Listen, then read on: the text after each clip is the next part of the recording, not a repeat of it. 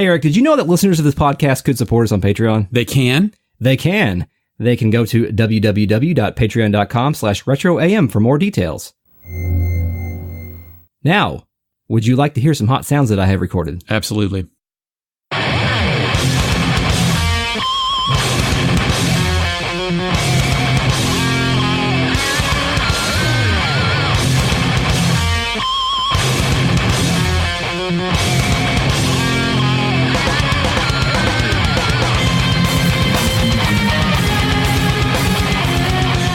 Welcome to Retrograde Amnesia, a comprehensive podcast series about Xenogears where we blend our adolescent memories with contemporary reality in order to entertain ourselves for hundreds of hours. My name is Chris Stone, and I am joined today by my friend Eric Lehman. Hey, Eric. Hello, Chris Stone. Good to see you again. Welcome back.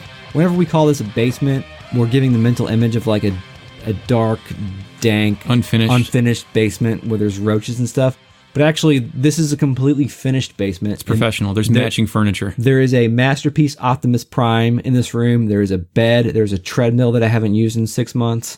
And there's a printer. So it is the warm month. Yeah, it is the warm month. We've been hanging out with Bart in his lair for a good while now. And he stayed the night. The lair was attacked, and Faye decided that he was going to help battle the attackers, which we learned were the Gevler Special Forces. He's all in. That was enough to drive him to the next step, a sort of call to action to where, okay, the world is bigger than just me and my own shit, which actually might not be true. No, I don't think that's true. In this particular case, the world is not bigger than Faye and his own shit. But Faye being a teenager has gone outside of himself and said, okay, I can help others and still discover myself along the way. Like, what if I could use my power for good?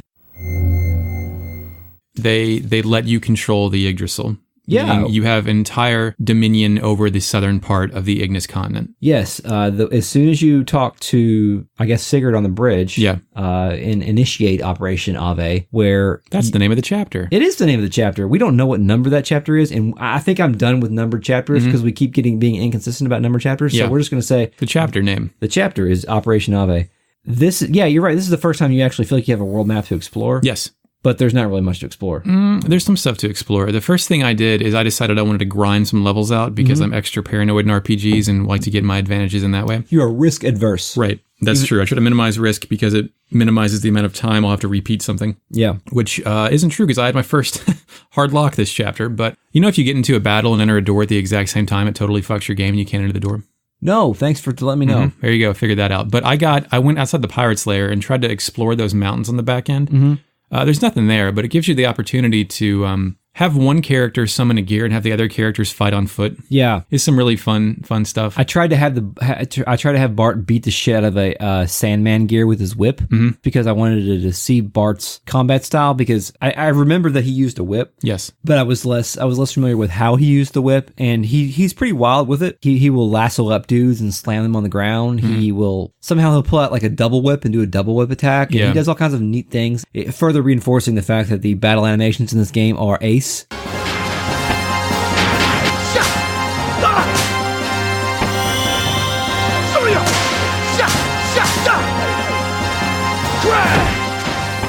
Yeah, well, they're ace to a certain point. Like, there's a boss fight that concludes the next chapter with a fairly formidable, like, imposing dude. And I just remember I did a combo and Bart took his whip and then flipped his feet out from under him, which was represented with the sprite doing like a 720. Oh, like a stationary 720 as it crumbled back to the ground, which is hilarious. It feels like it's 1992 and it's Nintendo and it's like, hey, check out this Mode 7. Yes, absolutely. It's like, let us zoom in on the sprite real quick. Yeah. So you are intended to go to Aveh, but did you go to the one other place that you can go that you haven't been before? Since I think there was a dot on the map that I could go to, and I was like, I'm not going to do that right now because I was trying to honestly, I was just trying to get to the next section for this podcast, so I didn't go, what happens there? You can go to Nisan. Oh, really? Yeah, you can actually find the little tree that lets you go. It's like a secret underground path. They actually tell you about it later, but if you try to access it now, you can go. And you can go to the gear shop. But there's like a ether doubler, which will double the amount of ether points that are required, but give you twice the output. Oh. But it's 38,000 gold, and I think you've got about 2,000 at this point. Wow. But there's some dialogue there. You can just fuck around in Nisan for a little bit.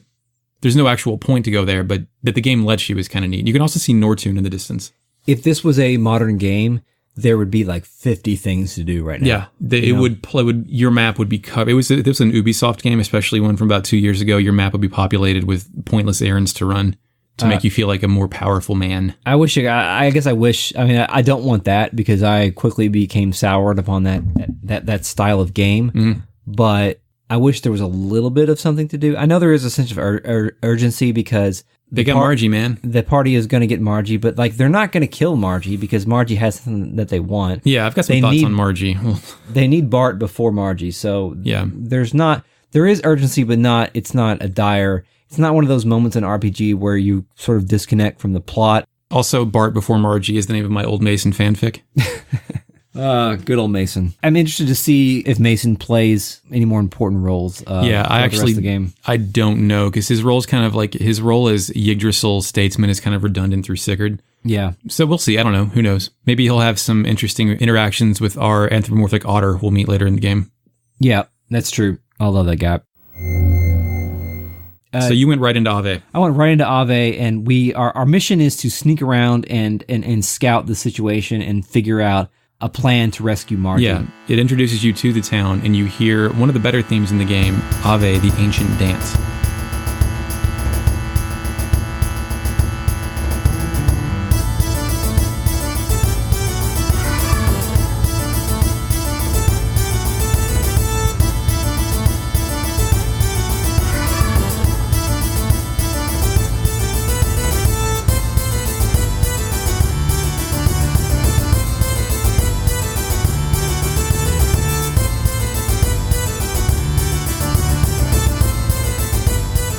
Before anything actually happens, though, we're quickly cut to a ship flying through the sky that is going to dock in Aveh before we can actually start exploring. Oh, that's right. Yeah. This ship is very large.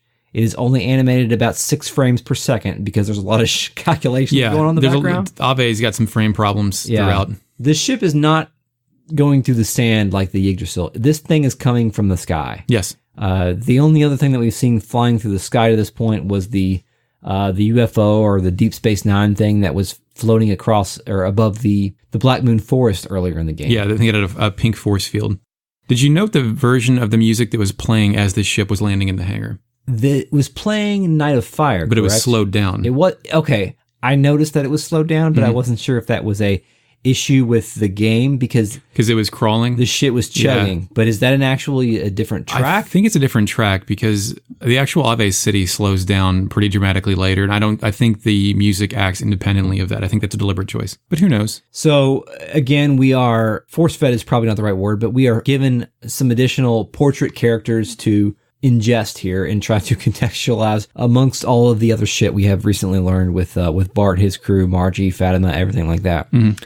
The dude getting off the ship is Ramsus. Yes, we don't learn his first name at this point, but he's identified as Ramsus now. He's at the helm. Who's with him? Ramsus is accompanied by a woman named Miang. Very stylish, short, purple haircut. Miang. The short, stylish, purple hair is a thing. Yeah. I mean, there's a rainbow-colored hairs for any anime-inspired thing, but we've only ever met or seen one person with purple hair in this game before. And who was that? Yeah. That was our mother figure from the crash of our ship at the beginning of the game. As seen in episode 1. Initializing fakenet. As seen at the very beginning of the game. It's also worth noting that Miang has a uniform that's very similar to Ellie's. Ah, yes. And we quickly learn that Ramsus has recently been promoted to the commander of the Gevler Special Forces. Namely, because the previous commander, Vanderkaum, has done fucked up. Yeah. He's instantly being chastised by the prime minister of Aveh, which is who we've heard referenced before. That's Shakhan, correct? Yeah. Shakhan, he's bald and has a nice mustache. Is Shakhan. Vanderkaum, my note is, fix your fucking face. Can you describe what's on Vanderkaum's face? So I felt as if I had seen him before. Oh, really? So I looked in your subconscious? Yes. I looked into where else have I seen Vanderkaum. Vanderkaum is in Xenosaga. Oh, shit, really? Yeah, he is in Xenosaga, and he is one of the... by name or by reference? By name. Listen up! You lazy bums are the cause of that accident! You're not getting any time to confess your sins, though. Why not? Because I'm not giving it to you!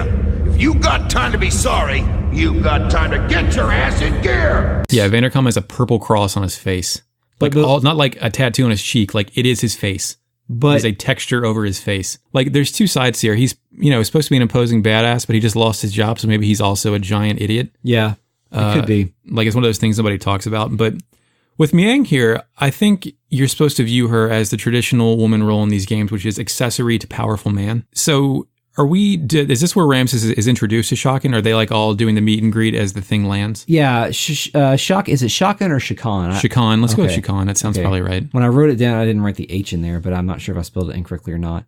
Yeah, he welcomes them, and there's a little bit more chastising of Vanderkaum, and Ramsus immediately is chewing out, Vanderkaum in his cross face for losing the battle. And I'm assuming that the battle he is referencing is the battle that we just witnessed in Bart's lair. He was commanding that. Despite being promoted, Ramsus is not happy about being here. He doesn't like being down here. Oh, so we're getting another. We've seen this before, and that was with Ellie. Yeah, Ellie was specifically referred to Faye as a lamb, surface dweller. Surface dweller. So we're getting that the sense of xenophobia that is coming from. Those essentially from the Gevler Special Forces are the only people that we've really interacted with to this point that are seemingly from the skies or what have you, or not from the surface, I should say. Before Ramsus sort of leaves this docking area after going with Shakhan, he tells Vanderkaum in so many words to go polish his fucking cannon.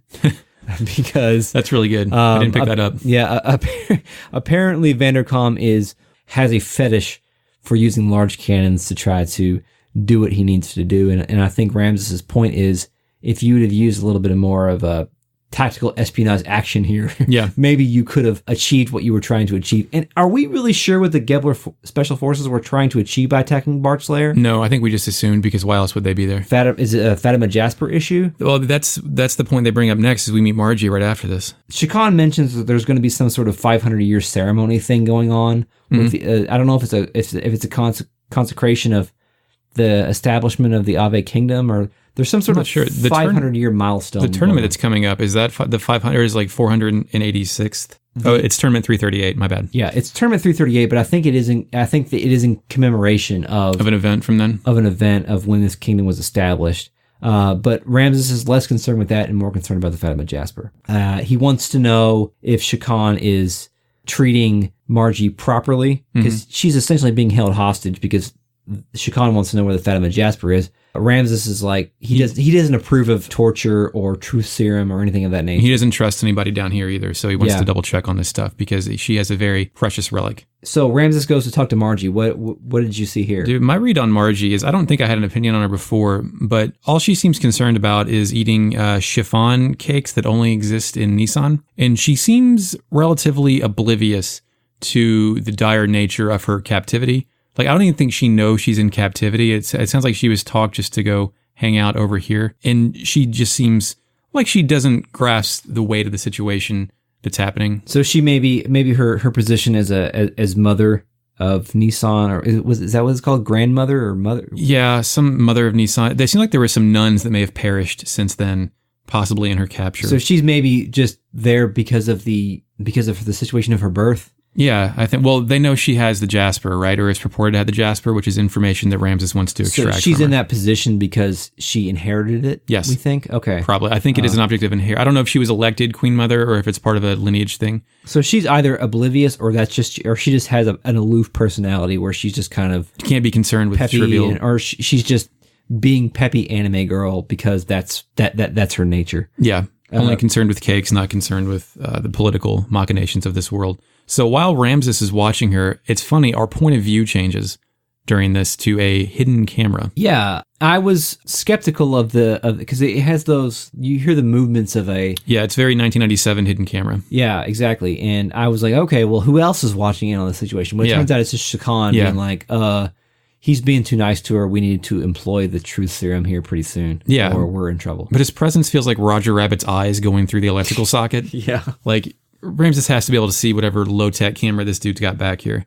He has the appearance of handsome, silver-haired man. Yeah. Is that how we're receiving Yeah, him? he's supposed to be regal and seems like his station demands respect. His name also evokes like Ramses, which is the name that was given to Egyptian pharaohs. Yeah, it's a pharaoh name. So he has there is an air about Ramsus that there is some level of importance to him beyond his status as the commander of the Kevlar Special Forces. He seems like he might be more than that. Yeah, imagine Bart as if a government was behind him instead of opposed to him. Yeah, exactly. But during the scene camera session, we also see that Shakhan does not like Ramsus, so there's a mutual feeling of disrespect between these two people.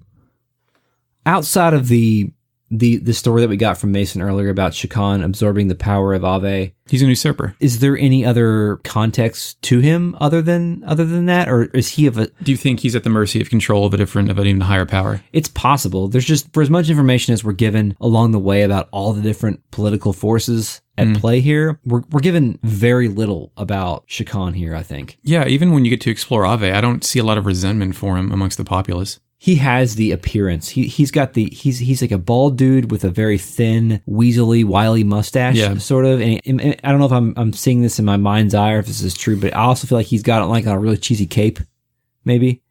I can see that. I don't know if that actually pans out. So he really has the vibe of like a third tier villain. Yeah, I was going to say B tier, C tier villain, like definitely not last boss material. You'll definitely take him out probably pretty soon. Yeah, he is definitely maybe the villain of this arc, but not the villain of the story. Right. At that point, that's kind of about it. Then we're given control to our characters again, right? To explore Aveh, or what's the name of this town again? It's Bledavik. Bledavik. From the capital of Aveh. Aveh is a very bustling, bizarre kind of town. Yeah, Chris means bizarre, like the thing you shop at that has a bunch of knickknacks. Bizarre with strange. 3 A's. Yeah, bizarre with 3 A's. And it introduces it with like a neat top-down camera zoom shot that starts out on top and then zooms in through the center of the bazaar, and the frame rate gets to about 6. It does. And as you go into, you have to... There's a bunch of stalls. There's also like 4 or 5 different checkpoints because you see the larger kind of overworld map. Yeah, and then you select it. And I had no recollection. I remember this technique being employed in, I think, Xenosaga 2, maybe 1. I don't remember. Second Miltia. I remember that technique being employed in that game and maybe a couple other games too, where there are sub areas of the town. Yeah, there's the political overworld. Then you get to this big texture map, a hand drawing of the actual capital, but then there's key points you can access in linear fashion that lets you access basically different screens of Aveh. It's pretty effective because the area that we are given to explore, Aveh, is relatively small, but having that overworld, that sub overworld map gives us the impression this is a very large place. Yeah. This is a very large and important place. And not to mention that the castle's on top of a very, very high hill. Yeah. So you the first place you start out with is a street festival. It is a bazaar where people sell stuff, but it has the air of a street festival. And then like it called to mind several places. Like I've been somehow to street festivals in 3 countries and they're all the exact same thing. Just like localreference.com, the Gaslight Festival. If you've been there, you've been to any festival basically in the world. Yeah. You can buy some chips and dip, and you can buy some handmade souvenirs. Yeah, handmade crafts, and it's fun. Yeah, or in the case of Aveh, you can sell monster parts to a guy for a high price. Yeah, that was pretty interesting because that's not a traditional like buy-sell vendor. It's like, do you have any monster eyes? And I did. I had some monster eyes from some of the things that I've killed. I think I had a fang or something like that. Yeah, you could sell to him. Good money too. It's a nice little touch that it breaks from the only places that you can buy and sell are the armor and in the market shops. It's not the market, and those are there too. Those are different places, but it's basically a center row of a bunch of stalls. Then there's different elevation areas off to the left and right with more specialized shops and places. So once you proceed through that area, like there's a lot of different ways you can approach this because you can kind of initiate the story, or you can just kind of keep going and wandering around. And you can wander around to this sort of this festival type area. It's the second area. It's it's like a carnival. It's very evocative of the Millennial Fair stuff from Chrono Trigger, although it's not quite as well developed. There's just a couple of little like mini games and weird things you can do with like the flame. I did them all this time, man. But yeah, I did a couple things too. My favorite thing though was that you can talk to a couple that's sitting on like a picnic blanket on the side, and the guy says, "It's been a long time since I drank outside," which I think I'm going to take that from this. If I take anything from this game, I'm going to take this quote because drinking outside is great. Yeah. If you say that in the proper cadence, it almost sounds like it came out of a David Lynch work. David Lynch's Xenogears would be the best thing ever. So yeah. Harry, the best cure I ever came across for a hangover was raw meat and plenty of it. You break an egg on it. Add in some salted anchovies, Tabasco and Worcestershire sauce. If you want, we can order up some for you. Now that I come to mention it, Coop, you know what I'm in the mood for? What's that, Gordon? A steak so rare you could sell it at Tiffany's. Well, you come to the right place. I would pay money. Yeah, I would, all of my money. So before you go to South Shakhan Square, which is where that carnival is, how much fucking around did you do in the main street festival? Did you explore all the buildings? Did you find anybody fun to talk to?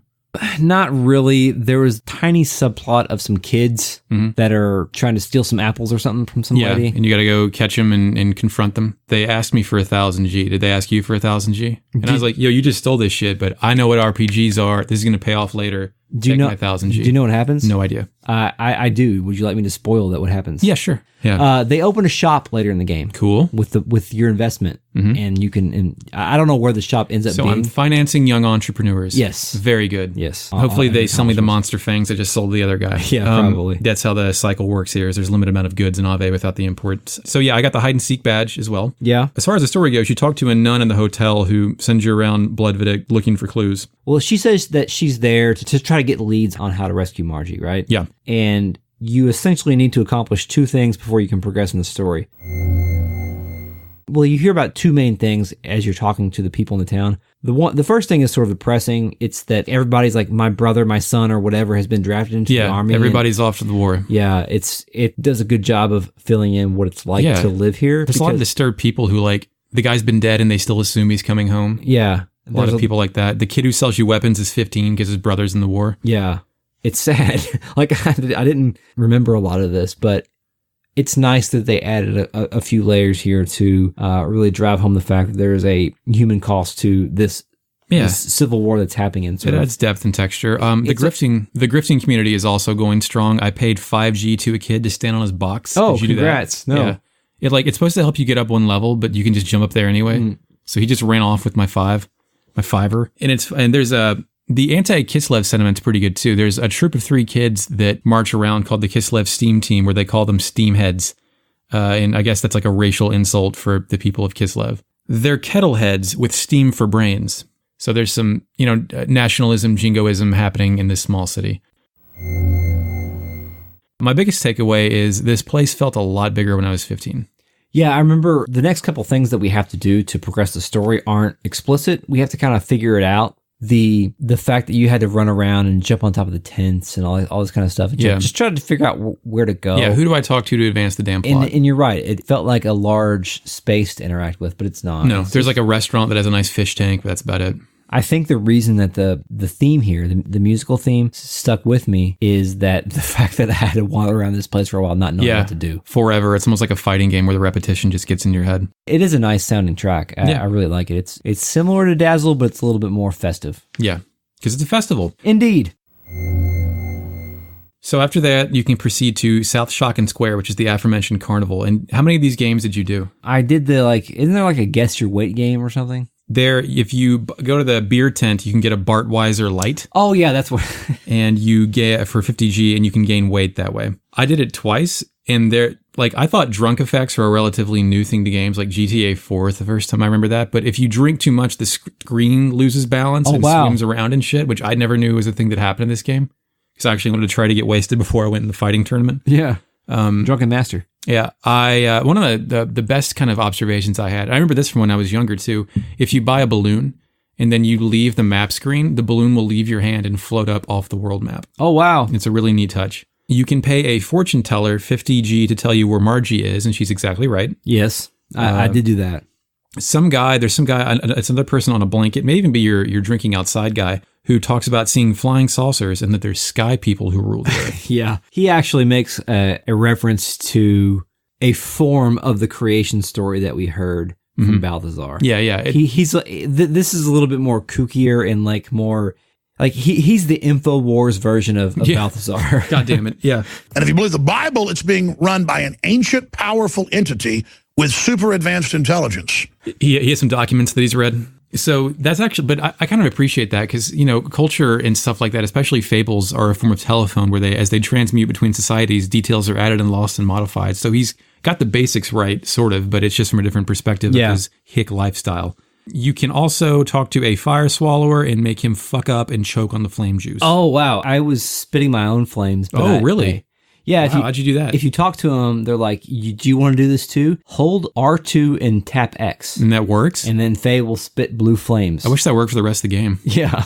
Just like he gets bored, hey guys, look what I figured out, and go in the dorm and just light somebody's Mary collection on fire. Faye spits hot fire. Spit that fire, son. Once you get to the top of the hill, basically, in front of the castle, you can't actually progress to the castle. Yeah, you stop. It's blocked off at the top of the hill. It's funny, too. They actually consider the fact that, like, Bart, before you go into that screen, Bart is like, I probably shouldn't go with you. Yeah. They didn't have to do that, but it's nice that they thought about that, you know? Yeah. The narrative conceits can be broken a little bit if the game allows the player to do a little bit too much. But in this case, it did not. This is a dumb plan, by the way. Like, Citan has... You know, for as much shit we've talked about Citan, he's been on point. Like, he knows everything. So he's been on point with what he's suggested. I mean, I still question the fact that he planted the seeds in Faye's brain that, like, the whole reason that they need to escape was to get the Veltal away from Lahan. Like, that was mostly bullshit that he was making up. Yeah, but it's part of his scenario. But what is Citan's plan that you think is dumb? Well, he's like, Faye, enter the fighting tournament, which is nice that Faye could enter the fighting tournament because Faye's a good fighter. But this will cause a ruckus. Yeah, dude. And the guards will be distracted because we know, and we kind of know this from talking to people, but we know that, like, everyone likes to gamble on the tournament. Yeah. Everybody likes to try to make some money on this thing. And we know that if Faye, a completely unknown person, goes in there and beats the odds, he's going to fuck some shit up. Yeah. The bookies are going to be pissed. And we all know, and apparently... I don't know if we know this explicitly, but apparently we know that the guards like to gamble on the tournament. I guess if I was a conscripted guard in the Aveh military, I might like to have a little bit of fun too by gambling on the tournament. So Faye is supposed to join this tournament, win the tournament, or do well in the tournament to where the guards are distracted. This will grant Bart an opportunity to sneak into the castle, even though he's an extremely recognizable character. Without a disguise. Without a disguise to rescue Margie. If there was a disguise element to this plan, then maybe I would buy it more. But I don't know, man. You saw how they dressed Cloud up. There's also a matter of, like, we don't know it yet, but there's a colorful cast of characters in this tournament, and I get a real Morpheus is fighting Neo, a kind of human interest level thing from people that want to see this shit. Yeah, that's true, and there's a lot to be said about the way this tournament is structured. I guess I would rate it as almost terrific because I love tournaments. But before you can actually enact a plan, you first have to register. Yes, and you have the opportunity to Mad Libs. To Mad Lib your character's name. What did you choose? Ponytailed Squire. You fucked up. Why'd I fuck up? Because we're from Louisville, Kentucky, home of the greatest of all time. All of my friends in Louisville, Kentucky, where I started. I'm recognized all over the world now, but my greatness came and started in Louisville, Kentucky. I'm sorry, Louisville Lip wasn't available, Chris. No, beloved boxer. Yeah. The beloved boxer, Muhammad Ali. Have you ever heard him referred to as beloved boxer? No, but that's the closest that you can get to. Okay. Sorry. Chris had too many bourbons by this point in the podcast. We regret this error and will not allow it to happen again. So he's the greatest. He is the greatest of all time. You just you have to respect it. At this point, I thought my plan was complete because Citan is, he's this all-knowing dude and he's got the plan. So I went back to the nun to try to enact the plan, and she's like, "That's not enough. That's part of the plan." How are you gonna get Bart in there? Yeah. So how do we get Bart in there, Eric? You got to find this drain, and there's like some vagrants hanging out next to it, and they tell you, remember about a kid that got stuck in there 14 years ago or something like that, and you basically have to convince one of them that you know Bart, and you need the key to this drain to get him in these sewers to get to the castle. Yes, and the kid is the hide-and-seek kid from earlier. Yes. I guess the dude who has the key asks you, why are you going in here? And if you are just like, yo, I'm just going to rescue Margie. Yeah. It's going to be fine. He's like, okay, here's the key. So, really? That's all you had to say? Yeah. Shit. That happens, and you get the key. And then you can go back to the nun at the hotel and enact the plan. And that is where the Operation Aveh chapter ends. Yes. So we're proceeding on to Chapter XX, the tournament. Yes, the tournament. The tournament is the next chapter in this game. I love that we are going back and forth from Bart sneaking through the sewers or through the waterways or whatever, and Faye participating in the tournament. In both of those both of those events actually have influence upon each other. Yes, direct influence, which I wasn't aware of until this time after I had to play it twice because my game messed up. Oh, sorry about that. Not your fault. For the first thing Faye has to do is show up to the tournament. So you've got to go up there and let them know that you're a participant. Once you actually sort of get in the area, this is all... You can kind of mill about. Yeah, this is extremely reminiscent of the Tenkaichi Budokai tournament from Dragon Ball, pre-Dragon Ball Z. I think tournaments are wonderful narrative devices in anything really, because you have the opportunity to introduce new mysteries. You have the opportunity to introduce rivalries. Solve conflict. Yeah, solve conflict between friends. All different kinds of interesting things can happen. And everything down from the gong that is rung at the beginning of the tournament. Oh, it's always a gong, yeah. Yes.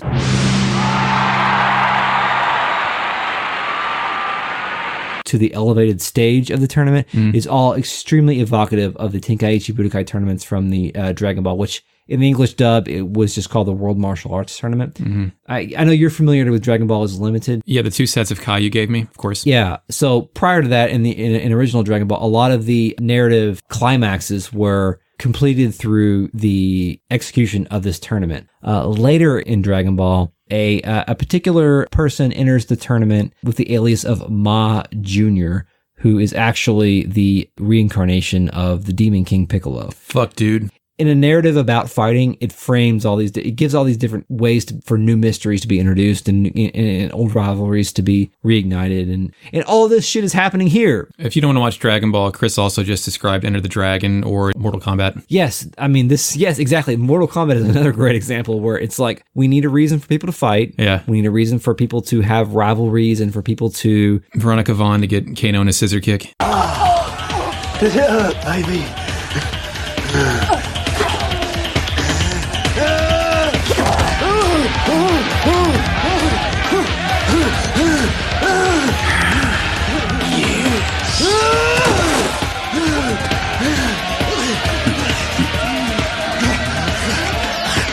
Right, finish it. No, son, no, don't. I'll give you a break. Okay. I don't know if Xenogears accomplishes the tournament shit quite as flawlessly as it's maybe. Skilled. There's a colorful cast of characters. There is, and this happens in Dragon Ball as well, but you can go back into the tents and you go in the fighters the tent. kinds of characters. And is that optional or do you have to do that? I don't think I have no memory of doing it before. I think you have to do it with the second tent to progress the story. Okay. The first tent is a couple of randoms and our boy Big Joe. Did you talk to Big Joe? I did talk to Big Joe. Big Joe first wants to know if we know his name. Yeah. Do you know who Big Joe is? Because if you don't, then fuck you. Hey boy, do you know the secret of strength? It's gratitude to all your fans. Their love gives me strength. That's really interesting considering the fight. That is some foreshadowing. And then we go to the other tent and oh shit. Who's in the tent? It's fucking Dan. Fucking Dan. How did you get here, Dan? Never really figure that out about how Dan crossed the desert as well. Why he left his hovel community that was in the midst of needing strong backs for rebuilding. But he's here, and why is he here? Well, he says he's going to kick our ass and kill us. Yeah, that's Faye, basically. Whew. He doesn't really have much to say. He doesn't even appear to be shocked that Faye is there. Yeah, and you know what? Faye, being a kind of doofly guy, is like, oh, yeah, okay, what are you doing? Dan doesn't express any shock that Faye is there. He seems to almost know that Faye was coming. Yeah. And I'm not sure why Dan knows that Faye was on the way. I don't either. I mean, consider how small Dan's world is and how large Faye's has been at this point. Their means of conflict are almost, like, Faye's problems are orders of magnitude better than Faye murdering his sister. Considering the fact that Faye just decided to enter this tournament the day before, there is no possible way that Dan would have known that Faye was en route to join this tournament. Chris, are you suggesting that to elongate the length of the tournament and drive up the passion and rivalry that Seitan extended an invitation to Dan to make this shit a shit show? Okay, that's not where I was going, but I think your theory is more plausible. I was going to posit that Dan is a plant from Groff. Oh, to try to unlock the power, like beat the shit out of this kid who is trying to that hates you. Yeah. Even though that you know, I think Faye probably at this point is like, well, Dan hates me and Dan probably deserves to hate me. Like Faye is not taking the position that we are taking where like, fuck you, Dan, just get over it. So you're saying Groff has a series of chess pieces that he moves to fuck with Faye at will? But also, I think you're right that Satan also has a series of chess pieces to fuck with Faye. So really, well. Satan is playing chess against Groff, and Faye is their only piece. Or Faye is their king they're trying to take with each successive move. We know that Groff's goal is to unlock Faye's power for a specific reason. We don't really know what Satan's... We know that Satan wants to keep Faye near the gear and Close proximity. Yeah, close proximity to keep an eye on it, but we don't necessarily know how he wants to leverage that power or what he's there for. We know he's working on behalf of El Diablo or the fucking Emperor or whatever. Yeah. But we don't know that yet. I saw that their Emperor interaction is a possible rivalry. We're not sure if that's a symbiotic relationship. That's true. Yet. Also, you're right. Dan might just be here just for shits and giggles. Yeah. Like just because, hey, let's bring him back up. Yeah. So the only dialogue I have from Dan is he tells Faye, you are the enemy of everyone in Lahan. Yeah. He doesn't say much, actually. No. It's kind of weird how little he says, but somebody else is in that tent. Yes. Somebody who's identified as Mystery Man. Mystery Man overhears this conversation and it was like, oh. He's in a blue cloak, got a weird face. It's almost like a cartoon skull mask. Yeah. Almost. Different than Emperor's skull mask. Yeah. He's like, oh, are you from Lahan Village? Mm-hmm. Oh, okay. And then he's talking to him for a second and he's like, okay, well, I'll see you later, Faye. Yeah. So he does the Scooby-Doo thing where he knows my name. Yeah. So another guy who just knows more shit about Faye than Faye does. Yep, exactly. Chris, was this sprite the exact same sprite that delivered Faye to the village in the flashback? Yes. Yeah. I'm glad you brought that up. Mm-hmm. It was the exact same sprite that brought Faye back. The wise man sprite. But you only saw the sprite if... You didn't see his portrait. You just saw the sprite. If you talked to the maid? If you talked to the maid, I think. Yeah, I think it's so like the first possible action in the game, you had to engage that. And so you'd have to remember that. So... I don't think I did at the time. No, I didn't either. Only because I'm taking obsessive notes and talking about it 5 hours a week. Yeah, it's weird. At that point, that's the point when we start flipping back between Bart swimming through the waterways and sneaking through the palace. You also have Shakhan and Ramsus and Miang scenes between this two. Shakhan starts spouting some bullshit speech about... Says it's tournament 338. Yeah. Ramsus has good seats. Yeah, he shows up and he's like, But he says he does not have time for gay revelry. For such gay revelry. It is my favorite line in the game so far. Revelry or revelry? I have revelry, which is jovial joking amongst a brotherhood. Oh, okay. Revelry is like a party, a good time. Okay, I may have just written it down incorrectly. It's a possibility, but he shows up and then pieces out. But Miang stays around. Yeah, Miang is interested because she comments on that, oh, what a handsome young man. Yeah. Which... I don't think that's there for no reason. Yeah, no, that's there for a reason. Many things in this game are there for a reason. Dun, dun, dun. Do we do a battle here or do we go to Bart? I have Gonghead. Battle 1 versus Gonzales. Yes, Gonzales is a caveman. Yeah. He has a large club and he gets very angry when you do death blows on him. It's funny. I remember how I said I went to Nisan before. Yeah. There's a forest around there I was poking around in, and I fought two of these dudes at the same time in the forest. So presumably he's from the forest around Nisan. I just chalked it up to him being just a man with a club, and that was the only time the sprite was used. He's the local fodder who showed up to enter the tournament because he got wasted the night before. Somehow he got in. Do it, Gonzales, you got this. And then he gets one-shotted in the first round. He took more effort than the other characters, I think. Yeah, actually. The other, spoilers, I saved up Deathblow combos for every other character I fought. Yeah. Except for Dan. We'll get there. You dispatch him, and then it flashes to Bart, and what I'm going to go ahead and call the most annoying sequence of the game so far. Yeah, at least there's not random battles. There's not. When you're swimming through the waterways, you have to swim through the waterways in the sewers in like a mini game section, and there's multiple paths through the sewers, and you have to mash O, and the current changes at certain points too that can wash you back down. And this is time sensitive. Like, you only have so much time allotted to make it through before the next battle with Faye starts. So if you're like exploring around, or if you're not good, or if you don't know that you have to mash like I did the first time I played it this time, then you can waste a lot of time just poking around the sewers down here. Do you remember what battle it was when you finally got out of the sewers? As I was approaching the dam or the door to get to the next area is when I hit round 2. I got there pretty quickly. Okay, that's pretty good. Pretty good. I was poking around for items. Round 2 is Big Joe. Yes. Our good boy, Big Joe. And Big Joe doesn't do shit to you. No, he does. His damage is ineffective. It's 1 or 0 most of the time. Pretty looking moves, but ineffective moves. Except for when his fans throw empty cans at your face. They pelt you with garbage. Yes. You and fall over.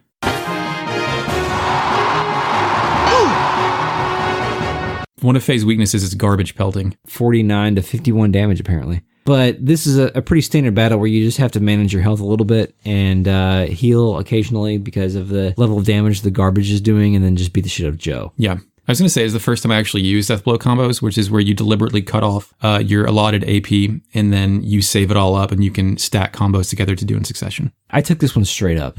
I just did whatever death blows I had available. Oh, and just mashed them down? Yeah, I mashed them down. I probably should have done what you did, but I did not. I didn't do it that way. I just kind of did that and then used a couple of healing items along the way. The first time I played this game, I lost to Big Joe. Oh, really? Yeah, I was an idiot. You beat Big Joe fairly easily, right? Then you went back to Bart. Yeah, but did you note how many experience points you get from Big Joe? Please tell me it was 69 or 420 or something. No, it was 1. Oh. You get 1 experience point for Joe. That's pretty good. Because I don't like saying this, but Big Joe as a fighter, he sucks. Yeah. I like Big Joe. Yeah. But he's also kind of a joke character a little bit. He is a joke character. He's probably still hammered from his time in Dazzle just a couple of days ago, too. That's true. Yes. Big Joe was hammered. He's definitely drunk. So when you got back with Bart, did you speak to the guy at the end of the sewer? Yeah, he recognizes Bart. Yeah. Kind of shocked at how much time has passed. Like, I think he thinks it's only been 4 years and it's been 12 or something like that. And he's like, Jesus Christ, how long have I been down here? Also, why is there a guy living in the waterways? Hey man, somebody's got to maintain those things, right? Like there's no public works system in Aveh. He probably came from the last king. There's like, look, this guy just shovels shit every day. He doesn't demand that much. Just give him his chessboard. Just let him hang out down here with his candle and his jerk off device. That's true, but I don't put a bed next to my cubicle. I come home. Hey man, in my old apartment, I had a bed next to my desk, so that's kind of the same thing. True. So yeah, at this point you can transition from the sewers. So in between the Big Joe battle and the next battle, did you do any exploring of ye old castle? Yeah, there's a lot going on in this castle. There is, and it plays the Sneakin music, which is known as Invasion.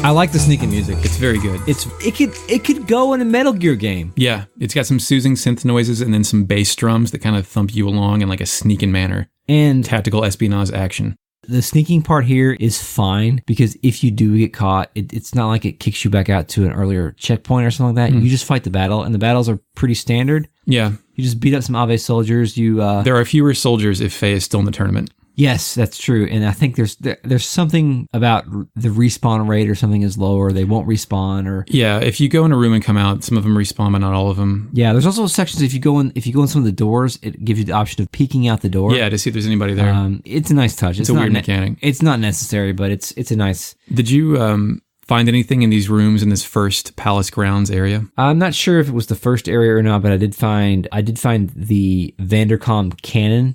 Oh, yeah, you're right. Now that you mentioned that earlier, I didn't know what you're talking about, but you're right. Yeah, about his weapons collection. Yeah, it's a giant like Gatling gun looking thing. Yeah, and they have Gatling technology. I think there's a maid in there that's like, I don't know how I'm going to clean this thing. Yeah, she's complaining about it. I found in the first area, there's a bunch of suits of armor on a pole that I just looted. Oh, really? So I got iron mail for everybody in my party. Oh, cool. And then in a further building, there was a treasure chest with a cobra cracker, which is a whip for Bart that inflicts poison. Oh, shit. I missed that. Yeah, I ended up poisoning the upcoming boss with that thing. That would be handy. I did find a part where I found there was a mess hall full of Aveh soldiers that were just eating, and I was running amok, jumping on the table as Bart, and nobody was saying shit. Oh, really? Those guys tried to kill me. Really? Yeah, there was like... Dude, I ran through there. Okay, so are you talking about there's a room, there's just a bunch of dudes around the table? Maybe that was it. Yeah, there was... I don't know if it was the kitchen or what. They all collapsed on me, and I had to fight about like 4 or 5 battles in a row in succession like that? That's weird. Yeah, I actually had to stop and use a healing item.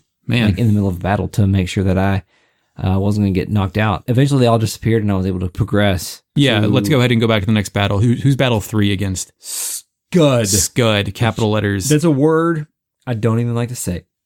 Because of its connotations with the Iraqi missile things we launched, or because of the shitty Saturn game with not Deadpool? I've been sent by ComKillServe to Space Station Asgard.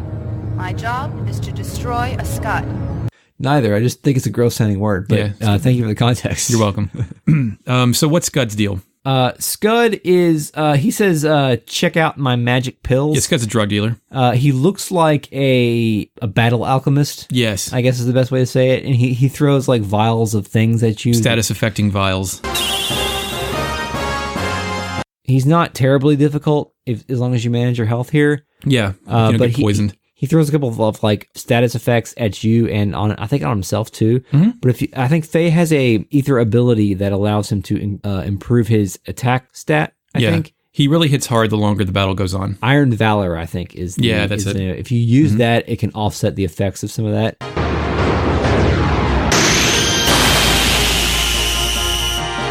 So otherwise, you just kind of beat him up. Yeah. So that's Scud. After this, there's more exploration with Bart. You enter a different area where there's a bunch of staircases and a bunch of places to waste time, but eventually Bart's section ends once you reach a singular door guarded by one guard. Yeah, and then at that point it flips back to the tournament, right? Yes. If you get there Bart early, you just proceed toward as far as you can get in the tournament, and Battle 4 is against Dan. Our boy Dan. Dan has a lot of animations for his battle thing. He has an animation where he kind of like does a flying kick or a flying punch at you. He has a animation where he kind of jumps in your face and like bites your fucking neck or something. I did read that Dan was originally intended to be a playable character, so perhaps he was given these animations as outfitting for content that never actually occurred. What's this game if Dan's a playable character? Dude, I mean, there's some weird playable characters in this game. Dan would not be the weirdest person on your team. No, you're right. But Dan, with every attack he has, he calls out some dialogue that punctuates every attack. When he jumps and punches Faye in the face, he says, "This is for Timothy." When he does a giant chi blast, he says, "This is for my sister."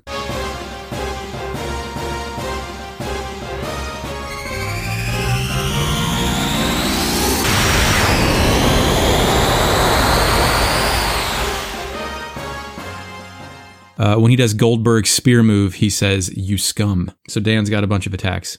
Wow. So how did you handle Dan?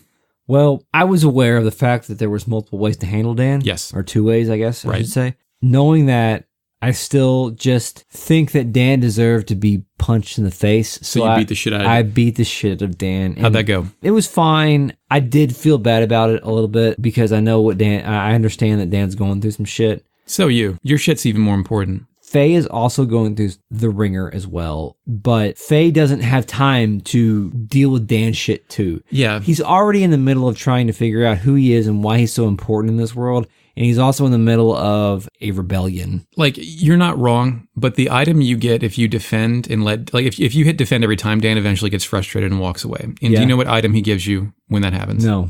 Alice's wedding dress. Oh, great. Which you can equip as an item.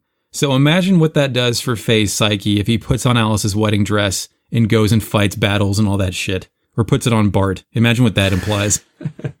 Okay, Faye. Well, I mean... imagine Sidon, seeing that shit and going, "Oh, this is not in one of my scenarios." Faye's got to get through his shit somehow. Yeah, whatever. And go off map. Yeah.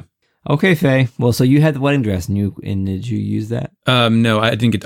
I have it. I equipped it later on in the game. But if you never fight back, Faye says, "There's no way I could ever bring myself to strike you, Dan." And Dan says, "The next time we meet, it's going to be your funeral, scum." Wow. And he gives you the dress to make you feel guilty. Oh, okay. When you said that you get the dress, I thought that maybe he did that because of a way to resolve a conflict. Oh, is burying the hatchet? Yeah. No way. But I guess not. Okay, well, then Dan, no matter what, fuck Dan, right? Yeah. Obviously. Okay, so does Bart have any more traversal here, or is he no, done? Once you, at this point, I had already reached the Margie door. I don't think I had, but nonetheless, the same thing happens is that you go into the final round. Round 5 is the tournament finals where you're facing off against the mysterious masked man who we will know as Wiseman or Wiseman. Wiseman's good. Wiseman's I good. get somebody's last name. He is not one of the 3 magi or one of the 3 wise men. Despite being a wise man, he's not a wise man. Yes, he's not. He's not Balthazar, Melchior, or Casper. He does lecture him on his technique. Yeah. Faye, not explicitly, but Faye wonders if maybe this is Groff. He says, "Just as I thought, where did you learn that technique? And also, you appear to be looking forward, but in reality, you are only looking downward. You're only looking at yourself. Like that, you will find nothing." And then he says he knows Faye's real name. Wow. Whatever that means. I also have written down here that Wiseman wonders if it is that time, which we have previously seen Satan, I think, say it is. We are approaching the time. Well, obviously he's aware of who Faye is and that he's important, but he doesn't really offer much more than that other than dodging all of Faye's attacks. Yeah, you can't hit this guy. But I think it's interesting. He said that Faye was looking only at himself when Faye's only fighting other people goad him into fighting. So I found some conflict in the dialogue there. Yeah. I wonder if that was intentional or not. Because I think Faye's been acting fairly selfless in his fighting. And like, I don't know. It struck me as strange. But yeah, he fucks off and Faye wins the tournament. And that's pretty much the last we see of Faye in this. If you made it, it's possible to lose earlier. And the only penalty for losing is that Bart has more shit to deal with, basically. He has less time. I'm sure you get different dialogue at the end too. But I wouldn't know it because I didn't lose the tournament this time. Congrats. Thank you. Congrats to you for also winning the tournament. Thank you. Boxing man, whatever your name was. The beloved boxer. Yeah, whatever. The greatest, the GOAT. I guess the end of this chapter is actually Bart making it to Margie's room. He makes it. I don't think he has a dialogue with her, does he? He just makes it to the room. There's a brief conversation before you're allowed to access the save point, so let's just consider that at the end of the chapter. Okay. He gets there. She recognizes him. She knows who he is. There's not a lot of dialogue exchanged here. The only thing I've actually noted was that she picks up a pink stuffed animal. Yeah, she takes a pink stuffed animal along. And at that point, we're off. We have Margie following us, although when I went into the save menu, she's not a party member. She's just following Bart. She's just there. She's not a combatant. And we are on to Margie's Rescue. Margie's Rescue, which we'll discuss in the next episode of this riveting podcast in which we talk about this video game beat by beat. Do you have any questions for the game at this point? Not really. I guess my biggest complaint about this game this far is that we haven't got enough time to interface with our characters as RPG characters. Like there's not been... There's been a lot of really good traversal moments. I think the forest was not bad. The stalactite cave was pretty good, actually, as a dungeon area. Yeah, but there's no real areas to fight and level up and kind of tweak, find your style. Yeah, we haven't had really 3 characters in a party. We have not had any really great on-foot boss battles yet. Most of that stuff's been in the gears. And most of this has been like an extremely linear experience. And I'm not opposed to linear experiences, especially this era. This was not an era where side quests were a mandatory thing. They weren't like official. There weren't even checklists of them in the game at this point, usually. They just things that you could happen upon to. Like, I remember when I played Grandia, I only found 1 and I felt special, but then I looked at a guide afterward and there were like 10 in that game. Yeah. That I just didn't even know about. I wish there was a little bit more, especially in that moment between Bart's lair and going to Aveh, when you actually had 3 characters in your party. If there's a little bit more to do there, then that may have made the world feel more, or at least made me feel more present in the world rather than just going from point A to point B. But understandably so, with the scope of this game and for as much shit they were trying to cram into it, I mean, I totally get why that's not there. You know, we talked excessively about all of the foreshadowing that's in this game, and we're not overexposed to foreshadowing in this chapter, but there's some stuff there, especially with the Wiseman conversation. It's funny how much they foreshadow, and knowing what's ahead, how they haven't really even referenced what's about to happen shortly, which I'm foreshadowing episodes of this podcast with, sort of, too. Yeah, exactly. Well, that's okay.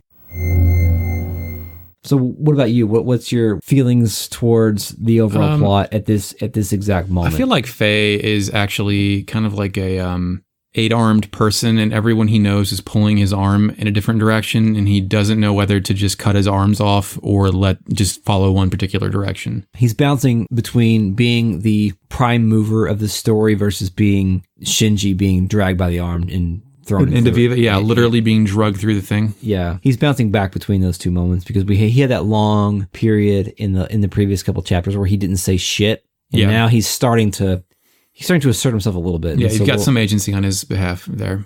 He's starting to master his own destiny a little bit.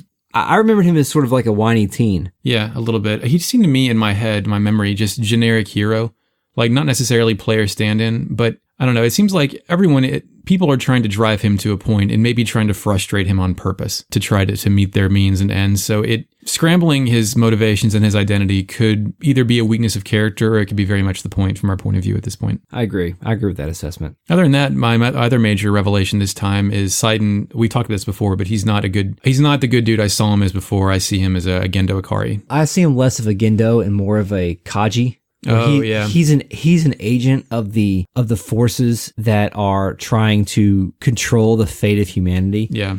He's a willing agent. He's not a pawn. And I don't know why anybody would want to be on Citan's side just based on the way he interacts with people. Mm-hmm. He's a know-it-all. Yeah. He keeps things from people. Specifically, he keeps things from Faye. And he's always the person in the conversation that knows too much. Like if he was at like a networking event, he would be the guy who there would be a circle of people having a conversation, an engaging conversation, and he would be the person that would sort of be, 2 to 3 feet outside of the circle, listening to the conversation, nodding his head, slowly making 1 or 2 steps closer to the conversation until he inserted himself into the conversation. All the people there would sort of be side-eyeing each other, being like, who's this dude? Do you know him? Is this your friend? Who's man? Somebody get your man. But nonetheless, then he's like, well, you know what? Everything that you guys are talking about, I know all of that already. Yeah. And guess what? I know a lot more.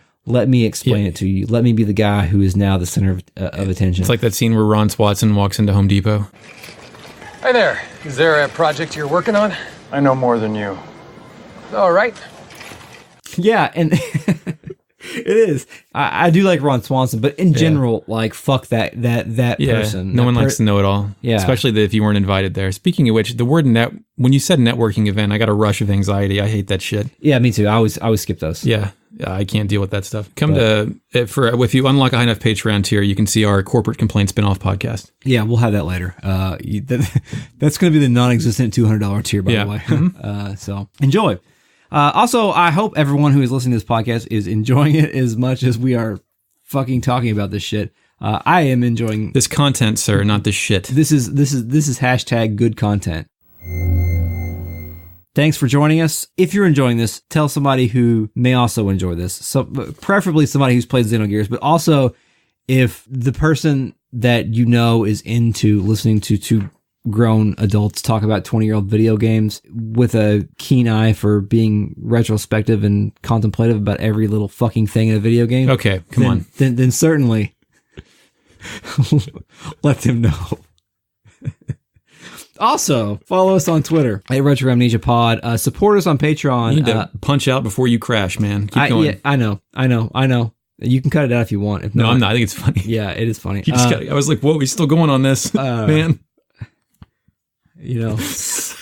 Sometimes a joke comes together quickly. Yeah, no, it's good. And sometimes it just drags out until when you're like, well, I wish I wouldn't have started this line of thinking. I mean, you're getting to the point in Network when the guy gives the mad as hell and not going to take it. No, is that the... No, I'm pulling... I don't even know what reference I'm pulling. No, I don't either. I want you to get up right now and go to the window, open it, and stick your head out and yell, I'm as mad as hell, and I'm not going to take this anymore! So thank you for joining us today. Yeah. And thank you for joining me, Eric, in my basement. Support us on Patreon. Did I already say that? I don't know. Support us on Patreon at patreon.com/retroam. Follow us on Twitter at retroamnesiapod. Email us questions, comments, concerns, corrections, etc. to retrogradeamnesiapodcast@gmail.com, and we will read and respond to your comments in the future, whether that be in the course of a regular episode or a consumer feedback podcast. We'll do that too. Review us on your favorite podcast service. Apple Podcasts, Google Play, etc. That will help us out in the discoverability department. And thank you, Mark Shepard, for the intro track. It is good, and it's awesome, and I like it a lot. Until next time. Yes, we will kill God. And now, you may go back to sleep.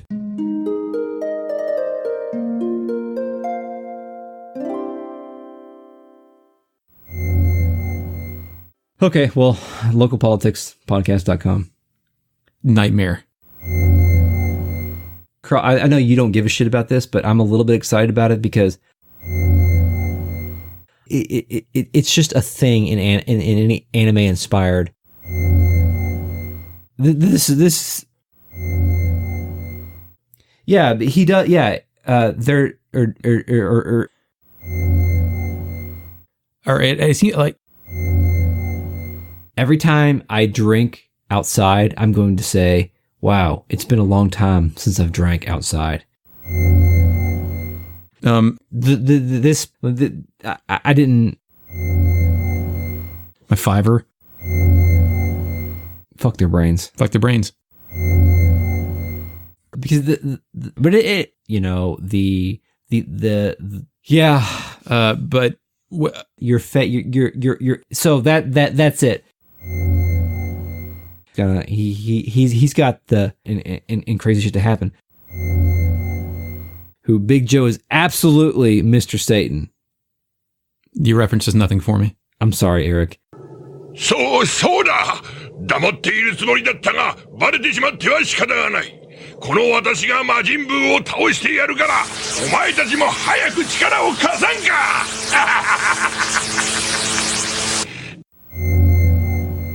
Yeah, I was an idiot. Well, I mean, it's okay. We've got a pink stuffed animal now. With us, so that gets weird. It's gonna be fine. Hold it tightly, and we're gonna be okay.